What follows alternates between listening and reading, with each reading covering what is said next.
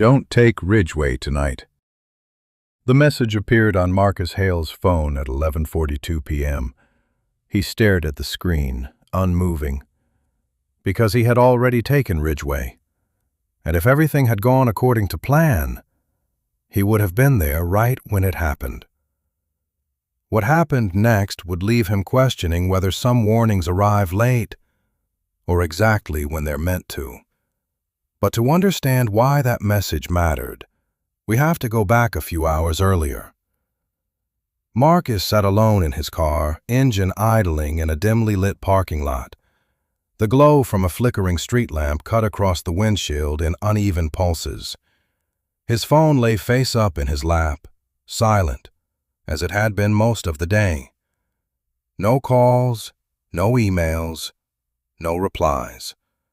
Just another reminder that nothing in his life seemed to be moving forward. 3 months without a job. Savings nearly gone. Every interview ending the same way. We'll let you know. He leaned his head back and closed his eyes. What now? He muttered under his breath. The question hung in the silence, unanswered. Then his phone buzzed. Marcus's eyes snapped open. For a brief second, something inside him lifted. Hope, maybe. But when he picked it up, it was just a bank notification. Low balance warning. He let out a hollow laugh. Of course. The parking lot felt colder somehow. A wind brushed past the car, rattling something loose in the distance. Marcus glanced out the window. For a moment, he had the strange sensation that someone was watching him. But when he looked around, the lot was empty. Just shadows stretching between the parked cars. He shook his head. Get it together. He started the engine fully and pulled out of the lot. He didn't know where he was going. He just knew he couldn't sit there any longer. The road stretched out ahead of him, dark and mostly empty. Marcus drove without music, without direction. Just the low hum of the engine and the rhythm of passing streetlights, each one flashing across his face like a slow countdown. He thought about calling someone, but who? Most of his friends had drifted away over the years, except Ethan. Marcus hesitated, then picked up his phone at a red light. He scrolled to Ethan's name, paused, then locked the screen again. It's too late, he muttered. Not just the hour, everything. Miles away, in another state, Ethan Cole sat upright in his bed, wide awake. He didn't know why. The room was quiet, the digital clock glowing 11:12 p.m., but something felt off. A tightness in his chest, a thought pressing at the edge of his mind. Marcus. The name came suddenly, clear, uninvited. Ethan frowned. He hadn't spoken to Marcus in weeks. Still, the feeling didn't fade. If anything, it grew stronger. He reached for his phone. Why do I feel like something's wrong? He whispered. Without overthinking it, he opened a message thread. His thumbs hovered over the screen. Then, almost instinctively, he typed, Hey, don't take Ridgeway tonight. Just trust me. He stared at the message. It felt strange, random, unexplainable. But the feeling wouldn't go away, so he hit send. Back in the car, Marcus approached a fork in the road. Left would take him through Ridgeway. Right would loop around, longer, slower. He barely thought about it. He turned left.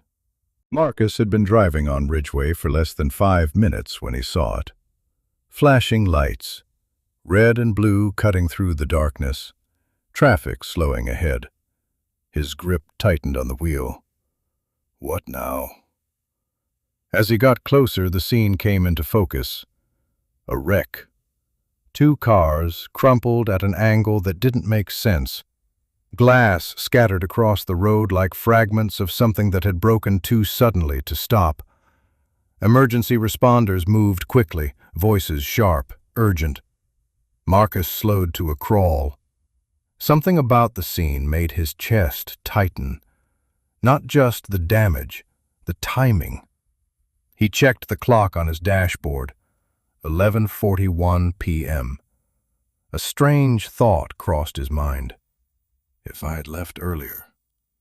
He swallowed hard. Then his phone buzzed. Marcus glanced down. A message notification. From Ethan. He frowned and opened it. Hey, don't take Ridgeway tonight, just trust me. Timestamp, 10:58 p.m. Marcus's breath caught. That's not possible. He stared at the message again. He hadn't seen it before. No notification, no vibration, nothing. Yet here it was, sent nearly an hour ago. Behind the flashing lights, Marcus noticed something else. A police officer directing traffic glanced at him briefly, then looked again. Longer this time, as if recognizing something, or someone. Marcus felt a chill run through him. Marcus pulled over once he cleared the accident. His hands trembled slightly as he stared at his phone. The message hadn't changed. Still there. Still time-stamped earlier. He hit call. Ethan picked up on the second ring. Marcus? Did you send me that message? Marcus asked, his voice tight. A pause. Yeah, about Ridgeway? Marcus closed his eyes. When? Like 40 minutes ago, maybe more. Why? Marcus let out a slow breath. I just got it. Another pause, longer this time. That doesn't make sense, Ethan said quietly. No, Marcus replied. It doesn't. Silence stretched between them. Then Marcus spoke again. There was an accident. On Ridgeway. Ethan's voice dropped. Are you serious? I just drove past it. Ethan exhaled slowly. I had this feeling, he said. I can't explain it. I just knew you shouldn't be there tonight. Marcus leaned back in his seat, staring out into the darkness. But I was, he said softly. And somehow, I wasn't there when it mattered. As he sat there, trying to make sense of it, something else surfaced in his memory. That feeling in the parking lot. The sense that he wasn't alone. The moment he hesitated before leaving. Small things, easy to ignore. Unless they weren't.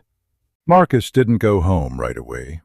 He drove slowly, thinking, replaying every moment, every decision, every second. What if he had left earlier? What if the message had come through on time? Or what if it had come through exactly when it was supposed to? The next morning, Marcus walked outside his apartment. Mrs. Alvarez stood nearby, watering her plants. She smiled gently. You were out late, she said. Marcus nodded. Yeah. She studied him for a moment, then said something unexpected. You know, sometimes we are delayed for a reason. Marcus blinked. I didn't say anything about being delayed. She shrugged lightly. You didn't have to.